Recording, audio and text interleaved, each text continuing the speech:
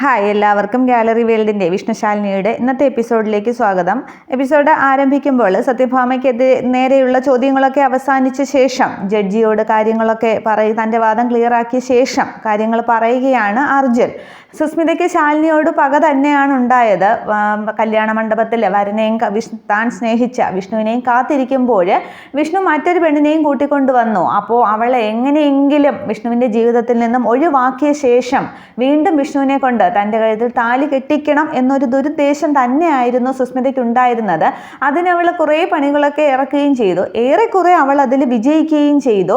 പക്ഷേ പിന്നീടും അത് കഴിഞ്ഞ ശേഷമാണ്, കുറേ കടമ്പകളൊക്കെ കഴിഞ്ഞ ശേഷമാണ് വീണ്ടും വിഷ്ണുവിൻ്റെ ഒപ്പം കല്യാണ മണ്ഡപത്തിലേക്ക് സുസ്മിത എത്തപ്പെടുകയുണ്ടായി. പക്ഷേ അവിടെ രണ്ടാമതും അപമാനിക്കപ്പെട്ടപ്പോഴാണ് സുസ്മിതയുടെ മനസ്സിലെ സൈക്കോമാനിയ രൂപം, വിശ്വരൂപം ആർജിച്ച് തുടങ്ങുന്നത്. പിന്നെ എങ്ങനെയും വിഷ്ണുവിനെ സ്വന്തമാക്കണം എന്നുള്ളൊരു ചിന്ത തന്നെയായിരുന്നു. അതിനുവേണ്ടി തന്നെയാണ് വീണ്ടും സത്യഭാമയുടെ വീട്ടിൽ താമസമാക്കിയതും. അതിനിടയിലാണ് ഈ രോഹിത്തിൻ്റെ കല്യാണാലോചന വന്നതും രോഹിതുമായിട്ടുള്ള കല്യാണം എങ്ങനെയൊക്കെയോ നടന്നതും. പക്ഷേ അവിടെ വിഷ്ണുവിനും സുസ്മിതയ്ക്കും ഇടയിൽ ഒരു ഇരുമ്പ് മറ പോലെ രോഹിത് വന്നപ്പോൾ രോഹിത് എന്നെ എങ്ങനെയും ഒഴിവാക്കണം എന്നുള്ള ചിന്തയായി ഈ സൈക്കോമാനിയ സുസ്മിതയ്ക്ക് എന്നൊക്കെ പറഞ്ഞ് സുസ്മിത ഒരു മാനസിക രോഗിയാണ് എന്നുള്ളൊരു കാര്യത്തിലേക്ക് വാദിക്കുകയാണ് അർജുൻ. അന്നേരം സുസ്മിത എങ്ങ് ദേഷ്യം കടിച്ചു പിടിച്ച് നിൽക്കുകയാണ്. ശാലിനിയും വിഷ്ണുവും ഒക്കെ ശ്രദ്ധിക്കുന്നുണ്ട്. പക്ഷേ അമീർ അബ്ദുള്ള ആണെങ്കിലും മിണ്ടാതെ തന്നെ ഇരിക്കുകയാണ്. സത്യഭാമ ഇതൊക്കെ കേട്ട് തന്നെ നിൽക്കുകയാണ്.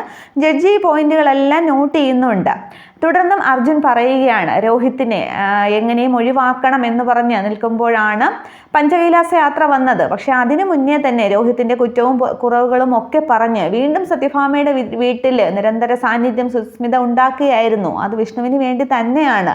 അങ്ങനെ നിൽക്കുമ്പോഴാണ് സുസ്മിതയ്ക്ക് ഒരു സുവർണ അവസരം പോലെ പഞ്ചകൈലാസം ട്രിപ്പ് വന്ന് കൊണ്ടത്. അപ്പോൾ അവനെ എങ്ങനെയും ഒഴിവാക്കാം എന്നുള്ള ചിന്ത കൂടി തന്നെയാണ് സുസ്മിത പഞ്ചകൈലാസത്തിലേക്ക് രോഹിത്തിനോടും ബാക്കിയുള്ളവരോടും ഒക്കെ പുറപ്പെട്ടത്.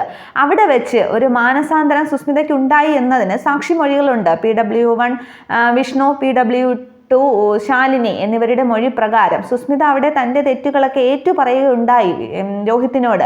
അതിനിവർ രണ്ടുപേരും സാക്ഷികളാണ്. മാനസാന്തരം ഉണ്ടായെന്നും തൻ്റെ തെറ്റുകുറ്റങ്ങളൊക്കെ പൊറുക്കണം എന്നൊക്കെ പറഞ്ഞ് പിന്നെ സ്നേഹത്തോടു കൂടിയാണ് സുസ്മിത രോഹിത്തിനോട് പെരുമാറിയത്. അങ്ങനെയാണ് സൂയിസൈഡ് പോയിന്റിലേക്ക് സുസ്മിത രോഹിത്തിനെ കൊണ്ടുപോയതും അവിടെ വെച്ച് ആരും കാണാതെ താഴേക്ക് ചവിട്ടി താഴ്ത്തിയതുമൊക്കെ അപ്പോഴൊക്കെ സുസ്മിതയിലെ സൈക്കോ സ്വഭാവം പുറത്തു വരികയായിരുന്നു എന്നൊക്കെ പറയുമ്പോൾ സുസ്മിതയും അന്തം വിട്ട് നിൽക്കുകയാണ്. സത്യഭാമയാണെങ്കിലോ ആകെ ദേഷ്യത്തിൽ നിൽക്കുകയാണ്. തുടർന്ന് അർജുൻ പറയുന്നുണ്ട്, തുടർന്ന് സുസ്മിതയ്ക്കും രോഹിത്തിനും മാത്രം അറിയാവുന്ന ഒരു കാര്യം ഞാനിവിടെ വെളിപ്പെടുത്തുകയാണ്. ഷീ സ്റ്റിൽ വെർജിൻ എന്ന് പറയുമ്പോൾ എല്ലാവരും അന്തം വിട്ട് നിൽക്കുകയാണ്. ഒരു 6 മാസത്തോളം, കല്യാണം കഴിഞ്ഞ് 6 മാസത്തോളം ഭർത്താവിനൊപ്പം താമസിച്ചിട്ടും ഈ സുസ്മിതയുടെ കന്യകാത്വം നഷ്ടപ്പെട്ടിട്ടില്ല എന്നിങ്ങനെ പറയുമ്പോൾ സുസ്മിത ഇങ്ങനെ അന്തം വിട്ട് നിൽക്കുകയാണ്. അന്നേരം അമീർ ചാടി എഴുന്നേൽക്കുകയാണ്. എൻ്റെ കക്ഷിയുടെ സ്ത്രീത്വത്തെ ചോദ്യം ചെയ്യുന്ന, അപമാനിക്കുന്ന തരത്തിലുള്ള ചോദ്യങ്ങൾ വാദിഭാഗം വക്കീലിൽ നിന്നും ഉണ്ടാകരുത് എന്നും പറഞ്ഞ് അമീർ അബ്ദുള്ള ചാടി എഴുന്നേൽക്കുന്നുണ്ട്. എൻ്റെ കക്ഷിയുടെ സ്ത്രീത്വത്തെ ചോദ്യം ചെയ്യുന്ന ചോദ്യങ്ങൾ വക്കീലിൻ്റെ ഭാഗത്തുനിന്നും ഉണ്ടാകരുത് എന്ന് പറയുമ്പോൾ ജഡ്ജ് അർജുനെ ഓർമ്മിപ്പിക്കുകയാണ്. സദാചാര വിരുദ്ധവും സ്ത്രീത്വത്തെ ചോദ്യം ചെയ്യുന്നതുമായ പിന്നെ ഒരു ചോദ്യവും ഇവിടെ പാടില്ല എന്ന് പറഞ്ഞിട്ട് അർജുന് താക്കീത് കൊടുക്കുകയാണ്. എന്നിട്ട് അമീറിനോട് പറയുന്നുണ്ട്, ഈ പറഞ്ഞ കാര്യങ്ങൾ ഒന്നും ഈ ഫയലിലോ റെക്കോർഡിലോ ക്യാമറയിലോ ഒന്നും ഉണ്ടാകില്ല എന്ന് നിങ്ങൾക്ക് ഞാൻ ഉറപ്പ് തരുന്നു എന്ന്. അന്നേരം താങ്ക് യു എന്നും പറഞ്ഞ് അമീർ അബ്ദുള്ള ഇരിക്കുകയാണ്.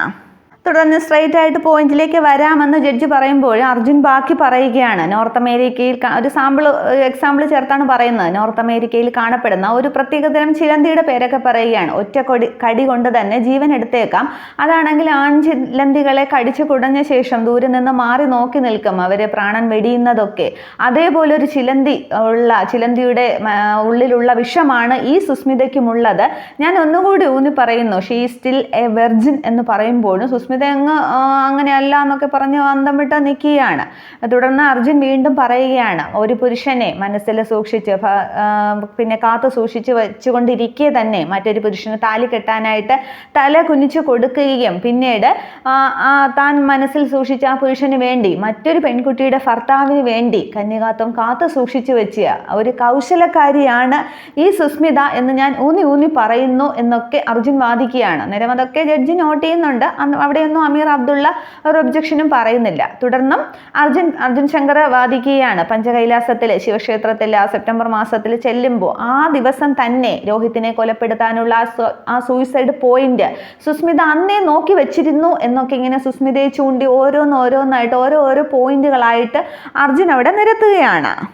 മറ്റാർക്കും സംശയം തോന്നാതിരിക്കാൻ വേണ്ടിയാണ് ഇവൾ രോഹിത്തിനോട് സ്നേഹം നടിച്ചതും പിറ്റേന്ന് തന്നെ അവൾ ആ കർത്തവ്യം പിന്നെ അവളുടെ ആ ലക്ഷ്യം നിറവേറ്റുകയും ചെയ്തു. ഇവളൊരു രക്തയക്ഷിയാണ് എന്നൊക്കെ വരെ അർജുൻ പറയുന്നുണ്ട്. വിഷ്ണുവിൻ്റെ പാതയിലേക്ക് വരുന്ന ആരെയായാലും അവൾ വെട്ടിമാറ്റുക തന്നെയും, അതിനിപ്പോൾ ശാലിനി ആയാലും ഈ നിൽക്കുന്ന സത്യഭാമയായാലും അവരുടെ ഭർത്താവ് രാഘവൻ നായരായാലും ആരെയായാലും അവൾ വെട്ടിമാറ്റുക തന്നെ ചെയ്യും. ഇനി പെൺവർഗത്തിന് തന്നെ ഇവളൊരു പിന്നെ അപമാനകരമായ സ്ത്രീയാണ്. ഇങ്ങനെ ഒരു പെൺകുട്ടിക്ക് പോലും ഇനി ഇങ്ങനെ ഒരു ചിന്ത പോലും ഉണ്ടാക്കാനായിട്ട് പാടില്ല. ഇവൾക്ക് ജാമ്യം കൊടുത്താൽ വീണ്ടും കുറ്റകൃത്യങ്ങൾ ഉണ്ടാവുക തന്നെ ചെയ്യും. വിഷ്ണുവിൻ്റെ താലി ഇവളുടെ കഴുത്തിൽ വീഴുന്നത് വരെ ഇവൾ അതിനു വേണ്ടി ശ്രമിച്ചു കൊണ്ടിരിക്കും. അതിന് മുന്നിൽ തടയായിട്ട് വരുന്ന എന്തിനേയും ഈ പെൺചിലന്തി നശിപ്പിക്കും. രക്തം കുടിക്കുന്ന ഡ്രാക്കുളയാണ് എന്നൊക്കെ പറഞ്ഞ് അർജുനങ്ങ് വാദിക്കുകയാണ്. അന്നേരം സത്യഭാമ ഇങ്ങനെ രൂക്ഷമായിട്ട് സുസ്മിതയെ തന്നെ നോക്കി നിൽക്കുകയാണ്. അപ്പോൾ കൊലപാതകത്തിനുള്ള പരമാവധി ശിക്ഷ തൂക്കുകയർ തന്നെ ഇവൾക്ക് നൽകണം എന്ന് പറഞ്ഞ് അവിടെ കൺക്ലൂഷൻ കൊടുക്കുകയാണ് അർജുൻ ശങ്കർ.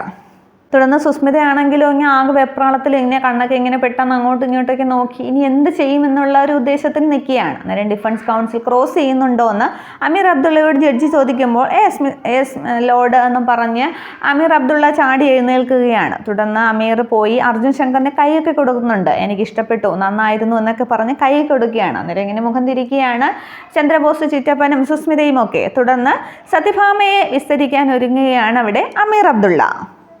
തുടർന്ന് അമീർ അബ്ദുള്ള ചോദിക്കുന്നുണ്ട്, ഈ കോടതിയും പരിസരവും ചുറ്റുപാടും ഒക്കെ ഇഷ്ടമായോ എന്ന്. അന്നേരം സത്യഭാമ ഇങ്ങനെ മൂളുമ്പോൾ അതിന് രണ്ടർത്ഥമുണ്ട്. സത്യഭാമയെ ഇഷ്ടപ്പെട്ടെന്നും ഇഷ്ടപ്പെട്ടില്ല എന്നും ഒക്കെ പറയാം എന്ന് പറഞ്ഞിട്ട് ജഡ്ജിയോട് പറയുകയാണ്, ഈ സത്യഭാമ സ്വന്തമായിട്ട് കോടതി നടത്തുന്ന ഒരു നാട്ടാമയാണ്. നാട്ടുകാരുടെ പ്രശ്നങ്ങളും വഴക്കുകളും ഒക്കെ പരിഹരിച്ച് ഒത്തുതീർപ്പുണ്ടാക്കുന്ന ഒരു നാട്ടാമയാണ് എന്ന് പറഞ്ഞിട്ട് ഭാമയോട് ചോദിക്കുകയാണ്, നിങ്ങൾ അവിടെ എന്ത് നിയമം വെച്ചാണ് പ്രശ്നങ്ങളൊക്കെ പരിഹരിക്കുന്നത്? ഇന്ത്യൻ പീനൽ കോഡ് വെച്ചാണോ അതോ ബ്രിട്ടീഷുകാർ ഇന്ത്യയിൽ വരുന്നതിന് മുമ്പുണ്ടായ അങ്ങനെയുള്ള ഇത് വെച്ചാണോ അതോ ഇനി സ്വന്തം മനസാക്ഷിയുടെ കാര്യങ്ങൾ വെച്ചാണോ എന്ന് ചോദിക്കുമ്പോഴും സത്യഭാമ ഒരക്ഷരം മിണ്ടുന്നില്ല.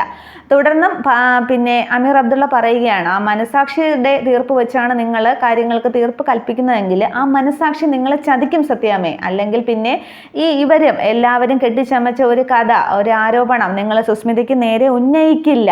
ഈ കിഡ്നാപ്പിംഗ് നാടകവും അവിടെ മരുന്ന് കഴിച്ചു എന്നൊക്കെ പറയുന്നെങ്കിലും അതൊരു സമർത്ഥയായ ഒരു പോലീസ് ഉദ്യോഗസ്ഥ വിചാരിച്ചാൽ അങ്ങനെ ഒരു കള്ളക്കഥയൊക്കെ കെട്ടിച്ചമയ്ക്കാനായിട്ട് സാധിക്കും. കോടതിക്ക് വേണ്ടത് തെളിവുകളാണ്. സുസ്മിത അങ്ങനെ ചെയ്തു എന്നതൊന്നും തെളിവുകളാൽ തെളിയിക്കപ്പെട്ടിട്ടില്ല. ലാബ് റിപ്പോർട്ടുകളൊന്നും സുസ്മിത ഗുളികയൊക്കെ ഉപയോഗിച്ചു എന്ന് പറയുന്നതിന് ലാബ് റിപ്പോർട്ടുകളൊന്നും ഇതുവരെ വന്നിട്ടില്ല. അതാണ് ഞാൻ പറഞ്ഞത്, നിങ്ങളുടെ മനസാക്ഷി നിങ്ങളെ ചതിക്കുമെന്ന്. നിങ്ങൾ മകളെ പോലെ സുസ്മിതയെ സ്നേഹിച്ചിരുന്നു എന്ന് പറഞ്ഞിരിക്കാം, പക്ഷേ നിങ്ങൾ സ്നേഹിച്ചിരുന്നു എങ്കിൽ ഒരു പോലീസ് ഉദ്യോഗസ്ഥയും എല്ലാവരും ചേർന്ന് കെട്ടിച്ചമച്ച ഒരു ആൾബഹളത്തിനിടയിലേക്ക് നിങ്ങൾ സുസ്മിതയെ വിട്ടുകൊടുക്കില്ലായിരുന്നു എന്നൊക്കെ പറയുമ്പോൾ സത്യഭാമ ഇങ്ങനെ സുസ്മിതയെ നോക്കിയാണ്. എന്നിട്ട് സുസ്മിത ഒരു പാവത്വമൊക്കെ സങ്കടമൊക്കെ അഭിനയിച്ച് ഇങ്ങനെ നിൽക്കുകയാണ്. ഒരു സെന്റിമെന്റൽ അപ്രോച്ചാണ് അവിടെ അമീർ അബ്ദുള്ള നടത്തുന്നത്. പെറ്റമ്മയേക്കാൾ കൂടുതൽ നിങ്ങളെ അവൾ സ്നേഹിച്ചു. ഇപ്പോൾ നിങ്ങളുടെ മാനസികാവസ്ഥയൊക്കെ എനിക്ക് മനസ്സിലാവും, നിങ്ങൾ ഇതിന് പശ്ചാത്തപിക്കേണ്ടി വരും സത്യാമ്മ എന്നൊക്കെ പറയുമ്പോഴും സത്യഭാമ ഇങ്ങനെ അമീർ അബ്ദുള്ളയെ തന്നെ നോക്കി നിൽക്കുകയാണ്. അന്നേരം വിഷ്ണുവും ശാലിനിയും ഒക്കെ ആകെ ടെൻഷൻ ആവുകയാണ്. അങ്ങനെയൊക്കെ പറഞ്ഞ് അങ്ങനെയാണല്ലോ സുസ്മിത ഇതുവരെയും സത്യഭാമയെ കയ്യിലെടുത്തുകൊണ്ടിരുന്നത്. തുടർന്ന് കുരുക്ഷേത്രത്തിലെ കുന്തി ദേവയുടെ പുത്രസ്നേഹവും ഒക്കെ അവിടെ പറയുന്നുണ്ട്. അങ്ങനെയുള്ള നിങ്ങളുടെ അവസ്ഥ ഞാൻ കൂടുതൽ കടുപ്പിക്കുന്നില്ല, വിരലിൽ എണ്ണാവുന്ന ചോദ്യങ്ങൾ മാത്രം ചോദിക്കാമെന്ന് പറഞ്ഞ് സത്യഭാമയുടെ കുറേ ചോദ്യങ്ങൾ അമീർ അബ്ദുള്ള ചോദിക്കുകയാണ്. രോഹിത്തിനെ നിങ്ങൾ എപ്പോഴാണ് ആദ്യമായിട്ട് കാണുന്നതെന്ന് ചോദിക്കുമ്പോൾ എൻ്റെ വീട്ടിലേക്ക് വന്ന ആ ഒരു സാഹചര്യം പറയുന്നുണ്ട്. അന്നേരം എന്തിനാണ് വന്നതെന്ന് ചോദിക്കുമ്പോൾ ഒരു സുസ്മിതയെ അന്വേഷിച്ച് എന്നിങ്ങനെ പറയുന്നുണ്ട്. അന്നേരം ജഡ്ജി ഇങ്ങനെ സുസ്മിതയെ നോക്കിയാണ്. അന്നേരം വീണ്ടും അമീർ അബ്ദുള്ള ചോദിക്കുകയാണ്, ആ സുസ്മിതയാണോ ഇതെന്ന്? അന്നേരം അല്ല എന്ന് പറയുകയാണ്. അന്നേരം ഒന്നുകൂടി സൂക്ഷിച്ച് നോക്കിയിട്ട് പറയുമെന്ന് പറയുമ്പോൾ ഇതൊന്നുമല്ല ആ സുസ്മിത, ഒരു പെൺകുട്ടി രോഹിത്തിനെ ചതിച്ചു വന്നു, ആ സുസ്മിതയുടെ കാര്യമാണ് അവൻ പറഞ്ഞതെന്ന് പറയുന്നുണ്ട്. അന്നേരം അത് നിങ്ങൾ ഈ സുസ്മിത അല്ല എന്ന് ഉറപ്പിച്ച് പറയാനുള്ള കാരണം എന്താണെന്ന് അമീർ അബ്ദുള്ള ചോദിക്കുമ്പോൾ രോഹിത് തന്നെ എന്നോട് പറഞ്ഞിട്ടുണ്ട് ഈ സുസ്മിതയല്ല ആ സുസ്മിതയെന്ന്. അങ്ങനെ സത്യഭാമയ്ക്ക് സംഭവം അറിയില്ലല്ലോ, അതുകൊണ്ട് സത്യഭാമയുടെ ഭാഗം ക്ലിയർ ആക്കുകയാണ്. അന്നേരം അർജുൻ ഇങ്ങനെ തിരിഞ്ഞ് വിഷ്ണുവിനെയും ശാലിനിയും നോക്കിയാണ്. അന്നേരം ഏറെക്കുറെയൊക്കെ ഒരു ധൈര്യം വരികയാണ് സുസ്മിതയ്ക്കും ചന്ദ്രബോസിനും അമീർ അബ്ദുള്ളയ്ക്കും ഒക്കെ.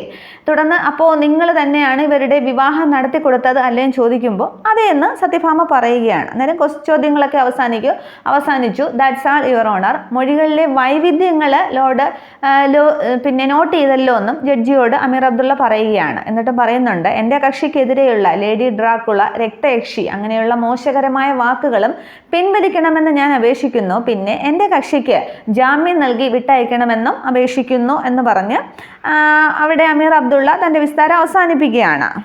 നിർദോഷിയായ എൻ്റെ കക്ഷി എന്നൊക്കെയാണ് അവിടെ അമീർ അബ്ദുള്ള പറയുന്നത്. അന്നേരം ഒബ്ജക്ഷൻ പറഞ്ഞ് അർജുൻ എഴുന്നേൽക്കുകയാണ്.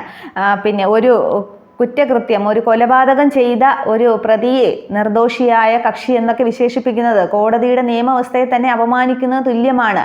ഈ കൊലപാതകി പുറത്തിറങ്ങി കഴിഞ്ഞാൽ തെളിവുകൾ നശിപ്പിക്കുമെന്നും വീണ്ടും കൊലപാതകങ്ങൾ ചെയ്യുമെന്നും ഉള്ളതൊക്കെ കോടതി ബഹുമാനപൂർവ്വം നോട്ട് ചെയ്യണം, അതൊക്കെ കണക്കിലെടുക്കണമെന്ന് ഞാൻ അപേക്ഷിക്കുന്നു എന്ന് അർജുൻ പറയുകയാണ്. തുടർന്ന് ജഡ്ജി പറയുകയാണ്, അമീർ, മൊഴികളിലെ വൈരുദ്ധ്യങ്ങളൊക്കെ ഉണ്ടായിരിക്കാം, പക്ഷേ സുസ്മിത കുറ്റം ചെയ്തിട്ടില്ല എന്ന് തെളിയിക്കുന്ന തെളിവുകളൊന്നും ഇതുവരെ കോടതി മുറിയിൽ വന്നിട്ടില്ല എന്ന് പറയുമ്പോൾ ഒരു നിമിഷം ആലോചിക്കുന്ന അർജുൻ പറയുകയാണ്, ഈ കേസിലെ സുപ്രധാനമായ ഒരു സാക്ഷിയെ തെളിവ് കോടതിയിൽ ഹാജരാക്കാനായിട്ട് എന്നെ അനുവദിക്കണം എന്നിങ്ങനെ പറയുമ്പോൾ എല്ലാവരും ഒരു നിമിഷം നോക്കി നിൽക്കുകയാണ്, അമീർ എന്താണ് കാണിക്കുന്നത് എന്നറിയാനായിട്ട്.